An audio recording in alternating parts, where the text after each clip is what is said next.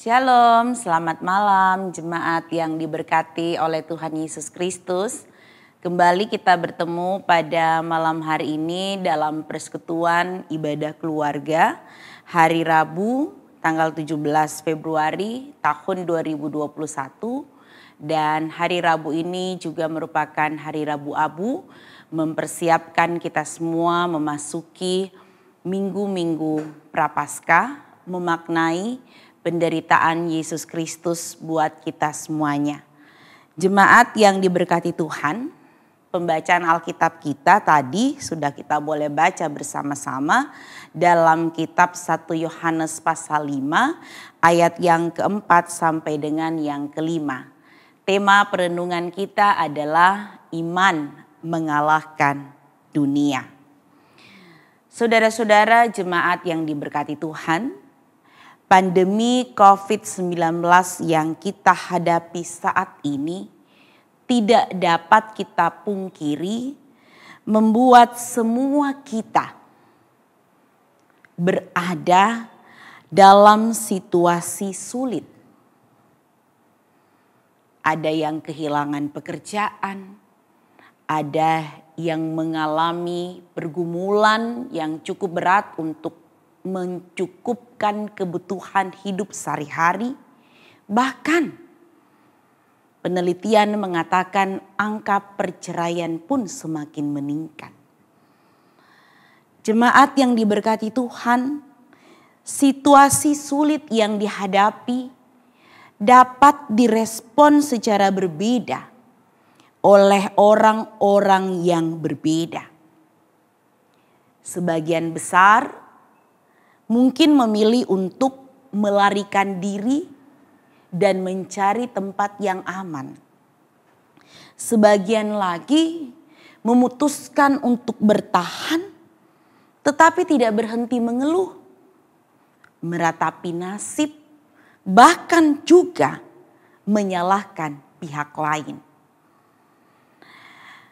Jemaat yang diberkati Tuhan, beberapa bahkan menunjukkan keputusasaan mereka dengan cara bunuh diri. Itulah tantangan iman yang saat ini kita sedang hadapi. Di samping itu, tantangan lainnya adalah berbagai kemajuan yang telah dicapai oleh kita di zaman ini membuat kita yang hidup di zaman ini mengalami pergeseran nilai dan moral ke arah yang mengkhawatirkan. Kalau dulu dipegang nilai, orang jujur bakal mujur. Sekarang banyak yang memegang nilai, orang jujur bakal hancur. Kalau dulu jemaat Tuhan, orang berprinsip seks itu sakral. Sekarang bergeser, seks bebas itu halal.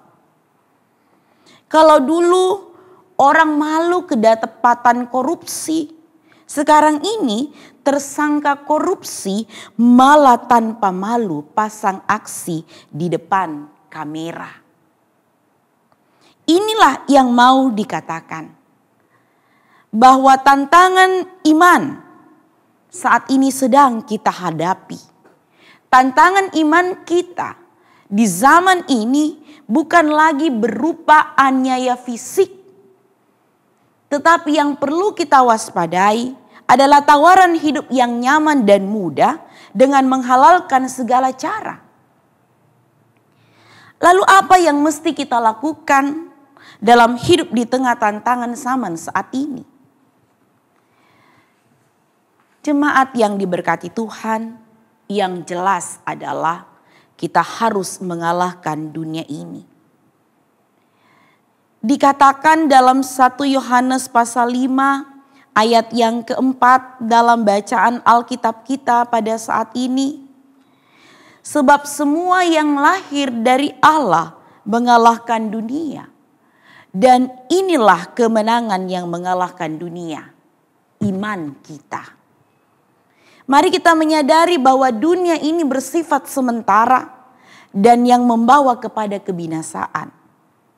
Jadi, kalau Kristus telah mengalahkan dunia, itu berarti kita yang adalah anak-anak Tuhan juga bisa mengalahkan dunia.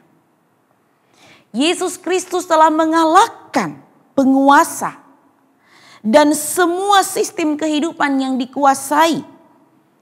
Itulah sebabnya setiap anak Tuhan harus berpegang pada firman Tuhan hari ini. Kita bukan dari dunia.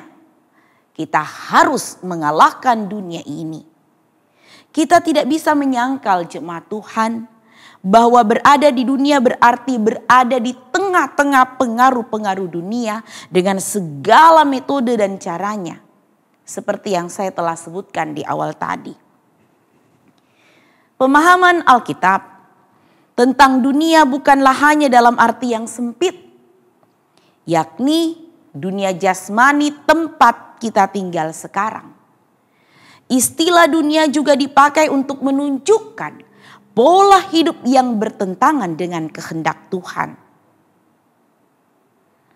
Dalam 1 Yohanes 2 ayat 16 mencantumkan 3 jenis keinginan manusia, yaitu keinginan daging, keinginan mata, dan keangkuhan hidup. 3 keinginan tersebut merupakan musuh terbesar yang hidup dalam diri manusia. Dan ini harus dibasmi. Jemaat yang diberkati Tuhan, jika kita saat ini berada dalam dunia, itu berarti setiap saat kita sedang berperang melawan kuasa dunia. Namun harus kita yakin bahwa setiap peperangan kita terhadap dunia ini pastilah kita akan menang jika Kristus bersama dengan kita. Jika saat ini kita berada di dalam peperangan melawan kuasa-kuasa duniawi, yang harus kita lakukan adalah berpeganglah pada Alkitab. Berimanlah kepada Yesus Kristus dan selalu bersedia membuka diri kita untuk dituntun dan diarahkan oleh Roh Kudus. Jika kekuatan dan perlengkapan rohani ini kita selalu pakai, maka kita pasti akan mengalahkan kuasa dunia. Seperti tema hari ini mengatakan, iman mengalahkan dunia. Gunakanlah iman di dalam Yesus Kristus, maka kita akan mampu mengalahkan kuasa-kuasa dunia dan segala keinginannya. Beriman yang dimaksudkan di sini jemaat Tuhan adalah mempercayai Yesus Kristus sebagai Tuhan dan Juru Selamat.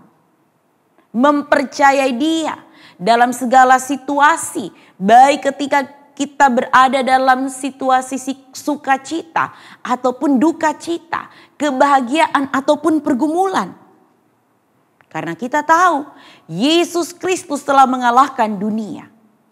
Dan anak-anak Kristus juga bisa mengalahkan dunia. Tanpa iman yang semacam ini, kita orang percaya tidak memiliki kekuatan apa-apa. Sebab kita adalah daging yang berdosa. Hidup di dalam dunia yang penuh dengan dosa. Orang-orang percaya di dalam Yesus Kristus yang telah mengalahkan dunia, kita akan percaya itu semua dimungkinkan karena kekuatan dari Tuhan.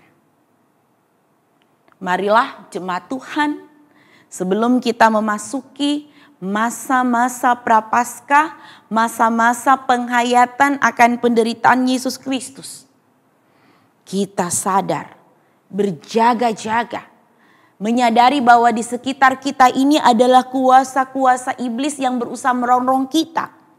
Lawanlah dia dengan iman yang teguh, dengan berpegang pada prinsip-prinsip kebenaran firman-Nya. Teguhkan iman kita agar kita bisa melawan tipu muslihat iblis. Orang yang mampu untuk merubah dunia menjadi lebih baik adalah orang-orang yang beriman.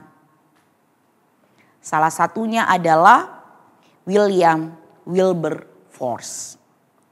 Melalui pergumulan rohani yang penuh dengan kepahitan selama 52 tahun, William akhirnya telah berhasil menghapuskan perbudakan di Inggris dengan indah. Pertanyaannya, sudah berapa lama kita hidup di dunia ini? Apakah kita telah merubah dunia di sekitar kita menjadi lebih baik? Sudahkah diri kita dipakai menjadi alat bagi kemuliaan nama Tuhan?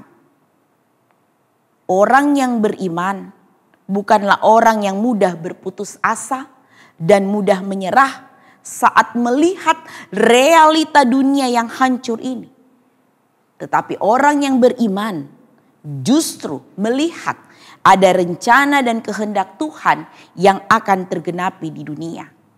Anak-anak Tuhan pasti dapat merubah dunia menjadi lebih baik. Oleh karena itu, janganlah kita menjadi takut dan mudah berputus asa. Sebab Tuhan pasti akan memberikan kepada kita kekuatan, akan memberikan kita kemampuan pada kita sekalian menghadapi tantangan kehidupan ini.